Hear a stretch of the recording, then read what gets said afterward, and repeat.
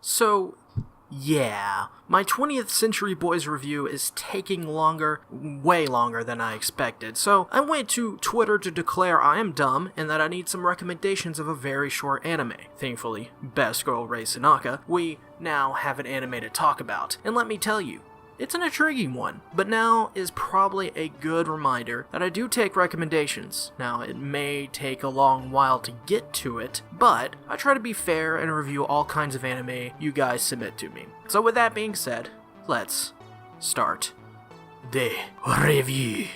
Delinquent Juu Juuzawa is a lone wolf who does not see much use in befriending people, so when a girl named Ame Ochibana claims they are linked together from their previous lives, he is highly skeptical and doesn't want anything to do with her. Even stranger is that her fondness wishes to be his servant. Thinking that Ame must be delusional, he tries to distance himself from her, but when a classmate is murdered, Juu instead decides to keep her close, believing the strange girl to be the culprit. However, her intelligence and skill begin to prove invaluable as the two begin working together to solve the murder. Denpa-Teki na Kanojo weaves together a story of love, loss, and devotion, showing that allies can be found in the most unlikely of places. Denpa is a short 2-episode anime series adapted from the source manga of the same name. The anime aired in 2009 and is directed by Mamoru Kanbei. He has directed other anime like the cult hit Elfen Lied, which I reviewed and is up on my channel, Sound of the Sky, and Kimi to Boku, to name a couple. He also directed episodes for Cardcaptor Sakura, which is up on my channel, and for DNA Squared he did the storyboard. Review for this is up as well.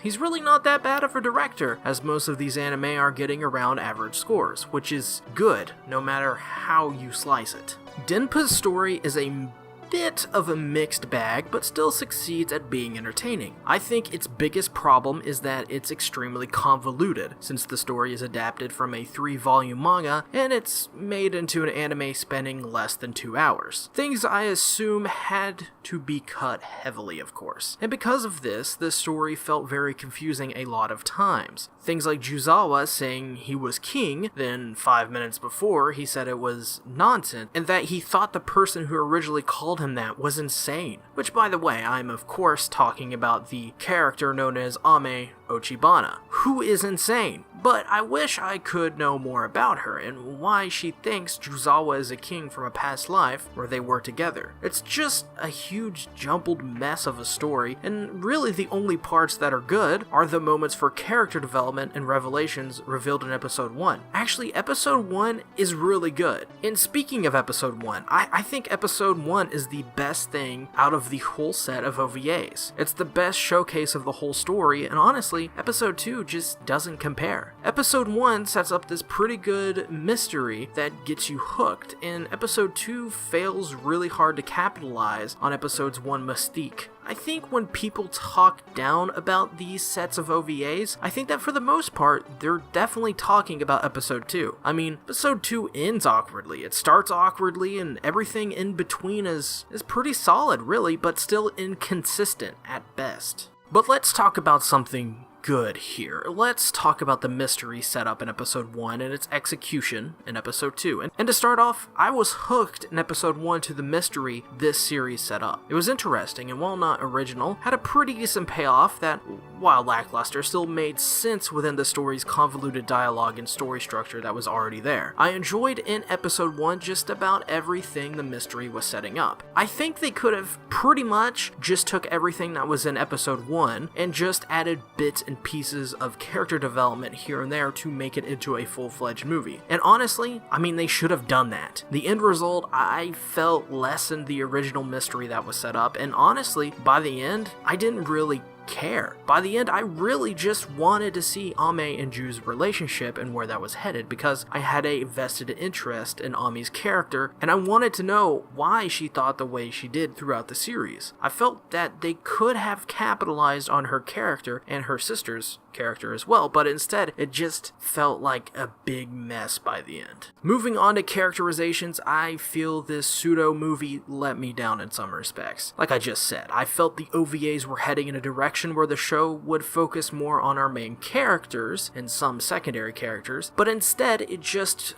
felt kinda, well, really, it just ends. But I do have to give credit where credit is due. The series did, after all, get me extremely interested in a character that rarely shows her face, and a man whose only attributes is that he's tall and breaks legs like I break guitar strings, which is often. So yeah, they did something right there, and they even got me interested in Ame's sister, which is basically just a low-rent version of Mitsuha, right? Right?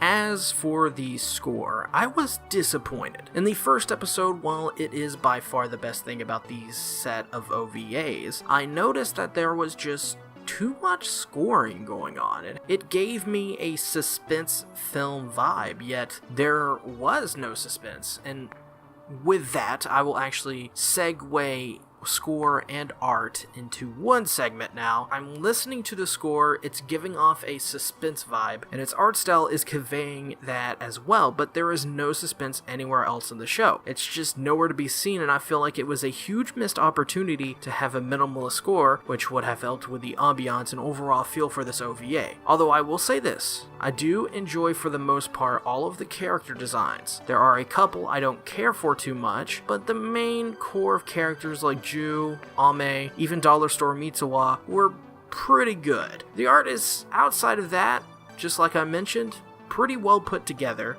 and just overall very good. Sure, I reviewed this on a short notice, but I felt like the series did impress me overall. It's got its faults, and episode 2 did leave me with a terrible taste in my mouth, but I enjoyed episode 1 on the whole, and certain moments in episode 2, especially with Walmart Mitsuha and Juu having a good moment. If I were to name 2 things about each episode that are good and bad, episode 1 has a really good sense of pacing and character development, although its score is dull and sometimes even bad. Now, episode 2 has really good development for $5 Mitsuha, and I can't stress enough how good this scene was, but the episode also fails on just about everything else episode 1 sets up. Final rating for Denpa-Teki na Kanojo is an average score of a 2 out of 5. Before I go, I want to say real quick thank you to Ray Sanaka for recommending this anime to me. As always, you can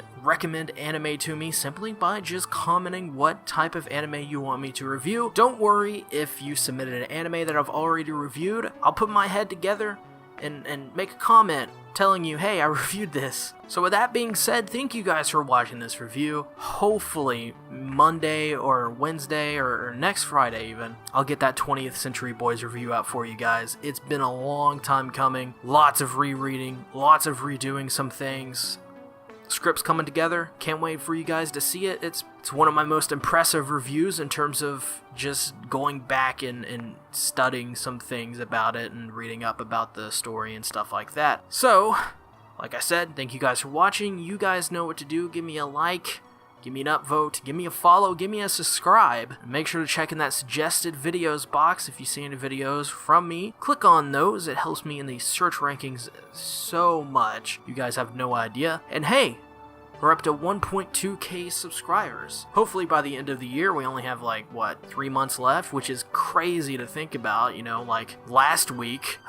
It felt like last week was the beginning of 2017, so hopefully by the end of this year, we can get to 1.3k. I think that's a pretty good goal to set. So I'll see you guys later. Thank you guys for watching. Hope you enjoyed the video. Hope you enjoyed the review. And if you choose to watch Denpa-Teki na Kanojo, I hope you enjoy it. I'll see you later, alligator.